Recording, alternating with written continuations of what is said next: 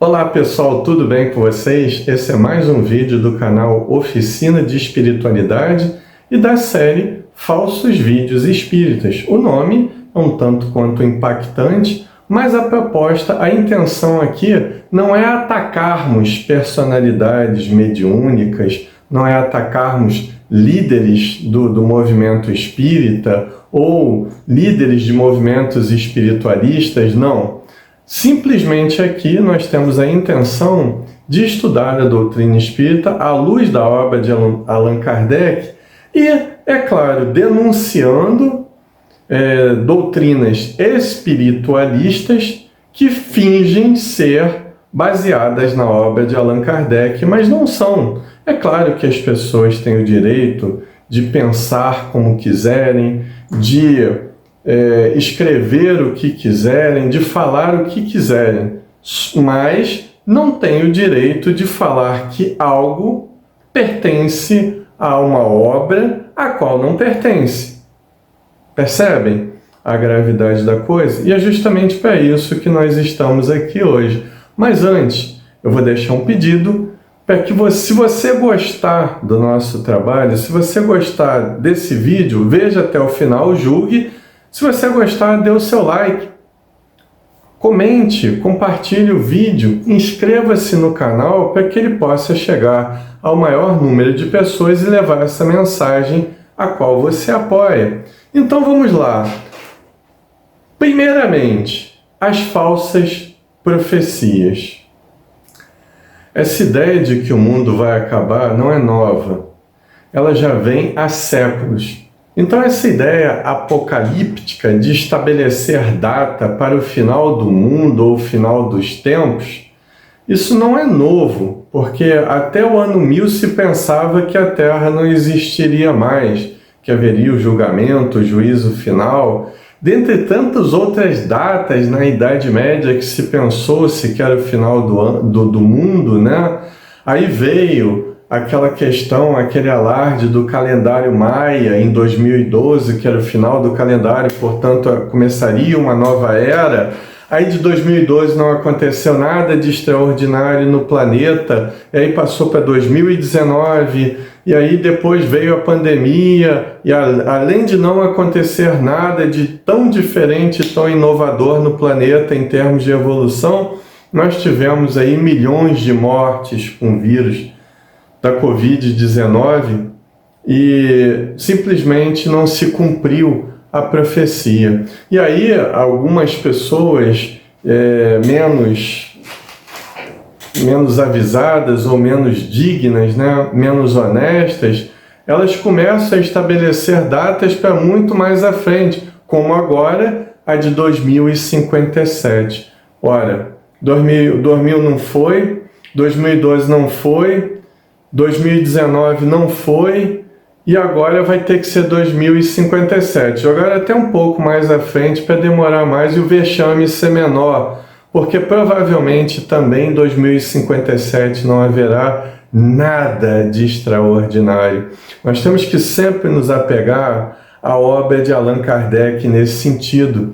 Existe um texto muito interessante na obra de Allan Kardec chamado Os Tempos São Chegados, no qual ele fala sobre esse processo lento e gradativo pelo qual o planeta Terra passa para se tornar em definitivo um mundo de regeneração.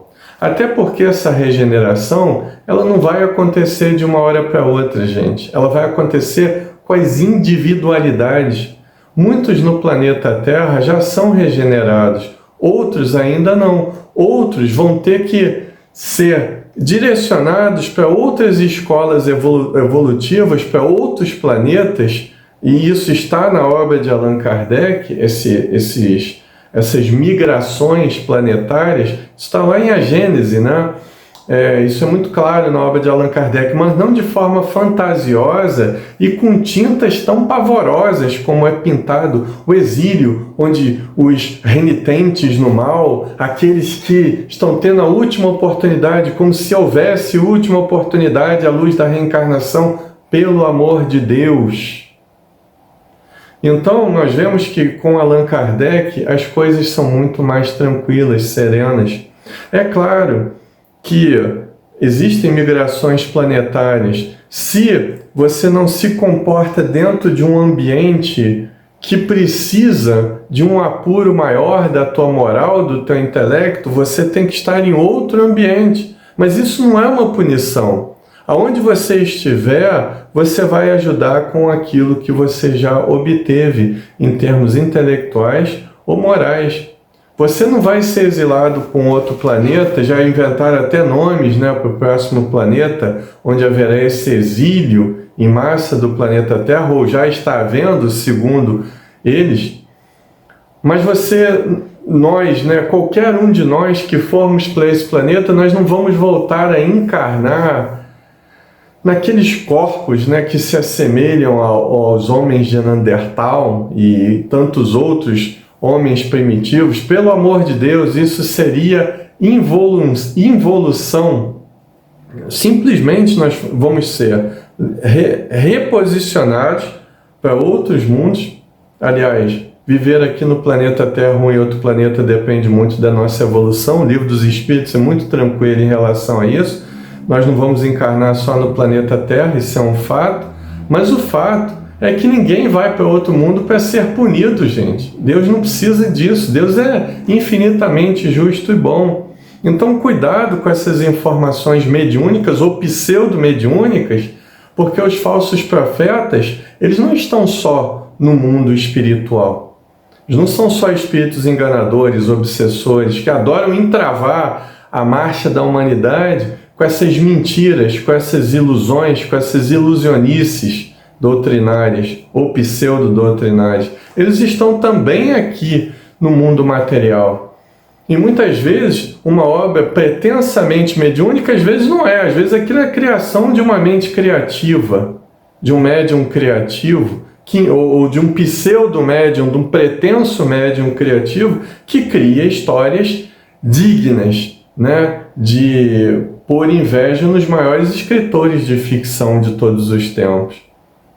Então a gente vê que tem que ter o bom senso, tem sempre que ter aqueles princípios deixados pela obra de Allan Kardec a respeito dos atributos de Deus. Existe sim esse movimento de migração, vai sim, o planeta Terra um dia vai ser totalmente regenerado, mas isso é a longo prazo, pode demorar séculos ou ainda milênios. Não tenham pressa, porque à luz da reencarnação, essa vida que nós estamos vivendo é apenas um segundo, ou menos do que isso perante a eternidade, percebem? Então cuidado com essas profecias, isso aí só te traz ansiedade, isso aí só te traz ilusões na tua cabeça, só te traz uma competição desnecessária com as outras pessoas. Tem também aquela história, né, porque alguns espíritas têm mania de querer adivinhar quem é a reencarnação de quem.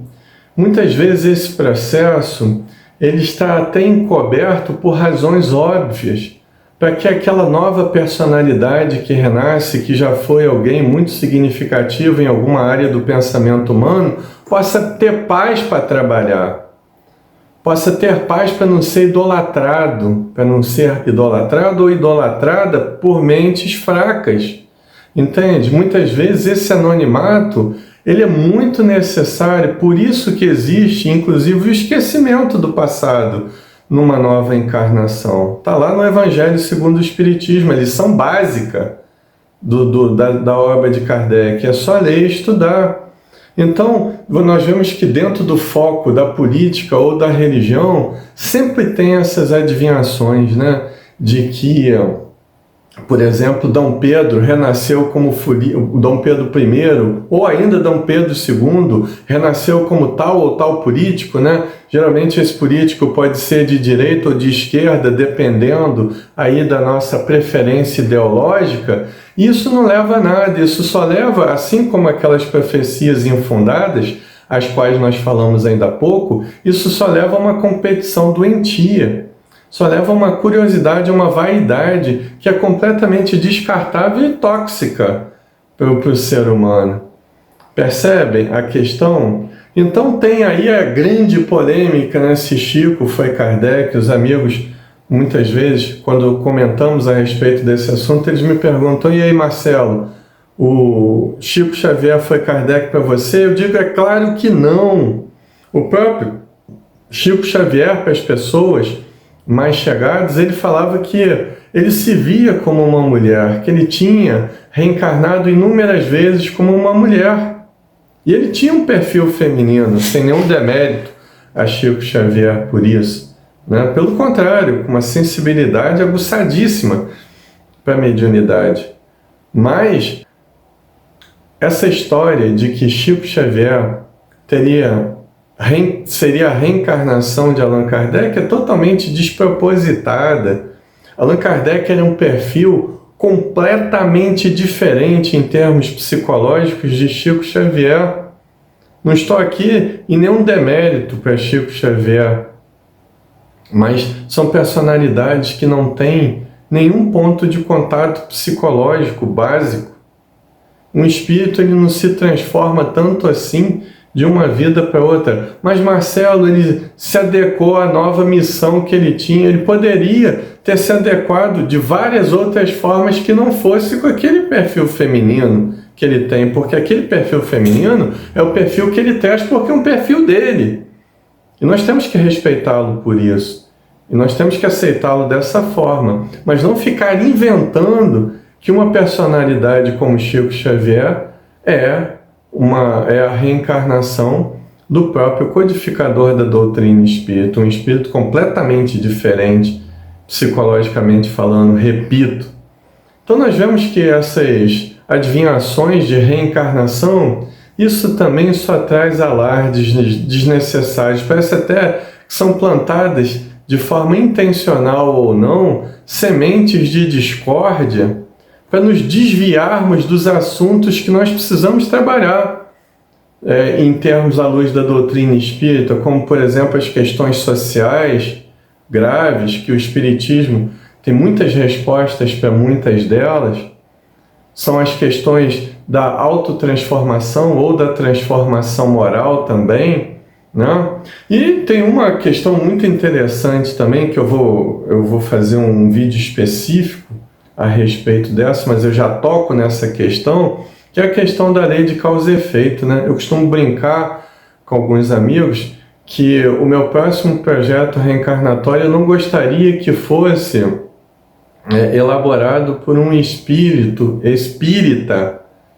fanático, como são esses aí, que transformam a lei de causa e efeito em lei de talião. Se você matou alguém queimado, você precisa morrer queimado na próxima vida. Se você arrancou o braço de alguém, você vai perder o braço na próxima vida. Isso aí, gente, não é lei de causa e efeito, isso é lei de talião. Isso aí não é a proposta da doutrina espírita. É lógico que determinadas expiações, elas vão acontecer na nossa vida por limitações, por erros gravíssimos que nós cometemos em vidas passadas. Mas tenham em mente o seguinte: jamais Deus vai precisar incriminar alguém para fazer com que o nosso projeto reencarnatório seja cumprido. Se eu matei alguém e preciso ser assassinado em outra vida, precisa de haver um assassino para me matar. Então Deus já estaria incriminando de antemão uma pessoa, já estaria comprometendo uma pessoa com um dos maiores crimes perante a lei divina, que é o homicídio. Percebem a gravidade da coisa? Percebem aí que nós não temos chaves o suficiente para entender ainda como se processa uma chamada expiação coletiva, como a queda de um avião, como uma cidade que é destruída por causa de um vulcão. Então todas essas mensagens mediúnicas que vêm a respeito desses flagelos naturais ou sobre esses acontecimentos onde há mortes coletivas, isso são meras opiniões dos espíritos, ou não, ou quando são meras invencionices dos pretensos médiuns, tá? Porque isso também pode acontecer.